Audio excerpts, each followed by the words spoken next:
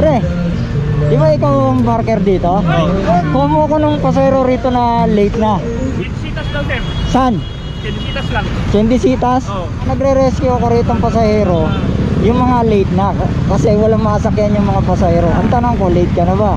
Kasi ang priority kay mga late na. Ihahatid ko, walang bayad. Alas 9 sana yung ano ko eh. Alas 9 pasok mo? Anong oras na ba?